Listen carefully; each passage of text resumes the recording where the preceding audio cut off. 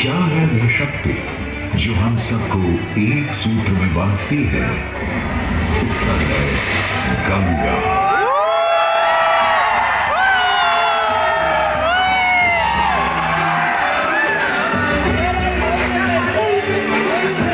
किंतु गंगा क्यों? क्योंकि गंगा कोई नदी नहीं है, आस्था की अविरल तरल धारा है गंगा। विश्वासों की वाहिनी, संस्कृति की सरिता है गंगा। और इस स्थान पर, इस प्रयागों के राज में श्वेत रंगा गंगा का संगम होता है अपनी दो बहनों श्यामल वर्ण यमुना और अदृश्य सरस्वती से।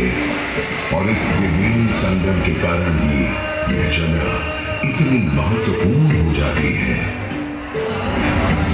गंगा के उद्गम के बारे में जो पौराणिक कथा बड़ी ही रोचक और मनमोहक है, तो आइए क्यों ना आज हम आपको गंगा अवतरण की कहानी सुनाएं, दिखाएं।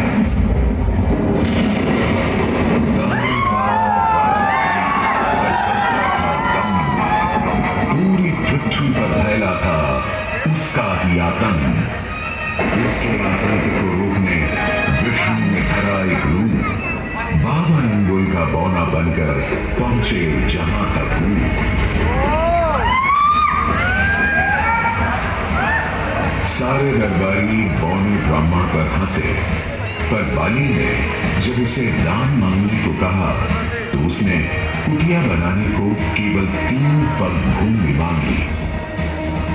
पर जब बौने ब्राह्मण ने भूमि नापनी शुरू की तो जैसे भूचाल किया गया। वामन ने पहले पग में पूरी धरती नाप ली और अगले कदम से स्वर्ग। ब्रह्मा जी ने भगवान विष्णु के चरण होकर उस जल को अपने कमंडल में भर लिया और अब वामन अवतार ने अपना तीसरा पग बलि के सिर पर रख उसे पाताल लोक भेज मुक्ति दे दी।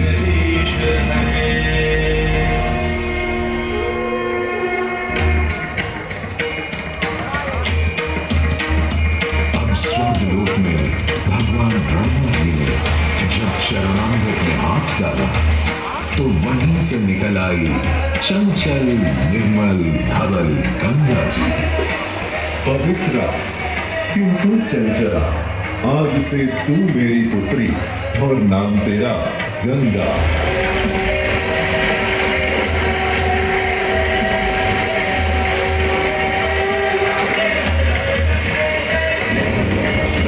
उधर कुछ समय बाद सतयुग में इक्ष्वाकु कुल के सूर्यवंशी राजा सगर ने सारे संसार को जीतने के लिए एक अश्वमेध यज्ञ का संकल्प किया। सुने सुने सुने, सब सुने, यह चिन्हित पूजित धवल अश्व जहां भी जाएगा वो भूमि राजा सगर की मानी जाएगी। यदि किसी ने इस अश्व को रोका या पकड़ा तो उसे सगर के 60,000 एक पुत्रों और उनकी लक्षाधिक सेना का सामना करना पड़ेगा। सुने सुने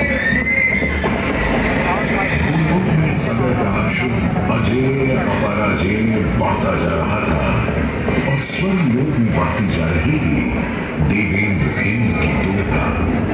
डरकर वो अश्व को रोकने की युक्ति लगाने लगे। इंद्र ने राजा सगर के उस घोड़े को चुरा लिया और छल से महर्षि कपिल के आश्रम में बांध दिया। घोड़े को खोजते हुए राजा सगर के 60,000 पुत्र महर्षि कपिल के आश्रम में पहुंचे। वहां घोड़े को बंधा हुआ देख क्रोधित पुत्रों ने कपिल मुनि को घोड़ा चोर समझा और उन्हें अपशब्द कहने लगे। वाचाल कुमारों, यदि कपिल ऋषि ने खोली आंख तो तपस की योगाग्नि से जलकर तुम सब हो जाओगे राख।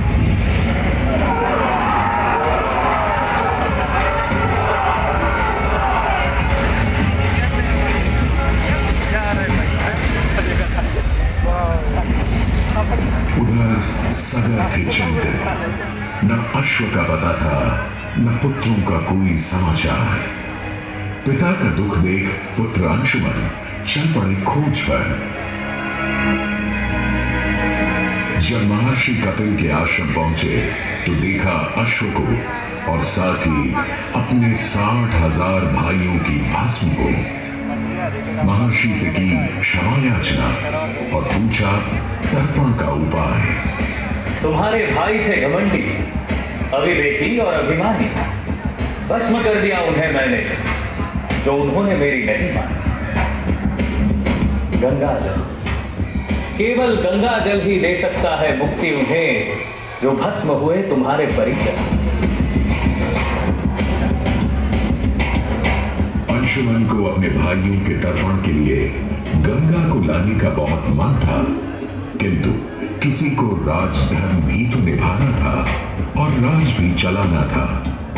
देखते देखते 7 पीढ़ियां गुजर गईं, पर 7 पीढ़ियों के बाद समय आने पर राजकुमार भगीरथ ने राजा बनने से साफ मना कर दिया।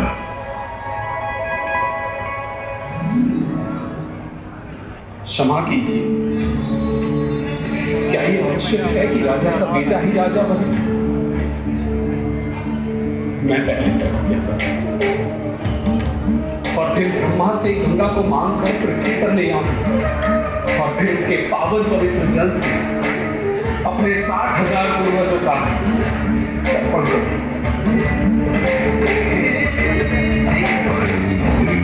वर्ष बदले, ऋतुओं की हवा बदली, नदियों के किनारे बदले, किंतु नहीं बदला भगीरथ का संकल्प, गंगा अवतरण।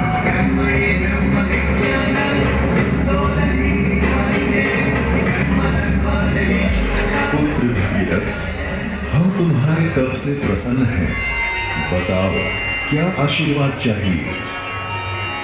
हे भगवान, मेरे पूर्वज के तर्पण के लिए मुझे आपकी पुत्री गंगा चाहिए। तथास्तु, किंतु यदि गंगा स्वर्ग से सीधे धरती पर गिरी तो पृथ्वी को चीरते हुए गंगा सीधे पाताल में पहुंच जाएगी। इसलिए तुम भगवान शिव शंकर को मनाओ ताकि गंगा जब स्वर्ग से नीचे उतरे तो वो उसे अपनी जटा में थाम ले। अब भगीरथ ने एक अंगूठे पर खड़े होकर भगवान शंकर को मनाने के लिए शिव शंकर का जाप शुरू कर दिया।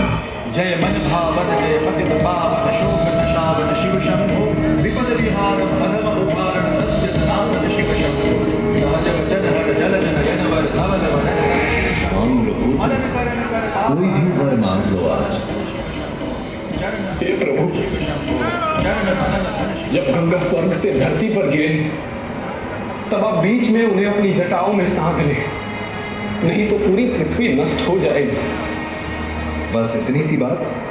ठीक है, ब्रह्मदेव से कहो शिव तैयार है, आने दो गंगा को, आने दो।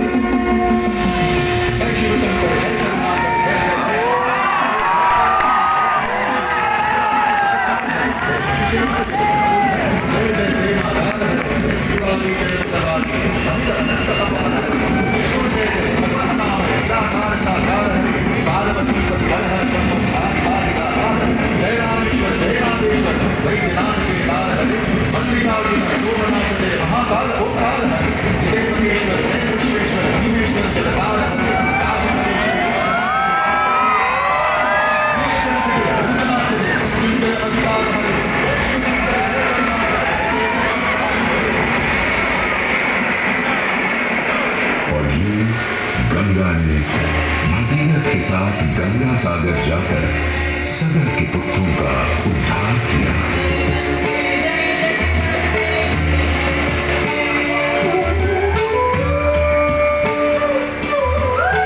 साथ ही वह भारत की सबसे महत्वपूर्ण नदी बन गई, जिसका भारत के जीवन में धार्मिक, आर्थिक, सामाजिक, ऐतिहासिक अभिदान अनंत है।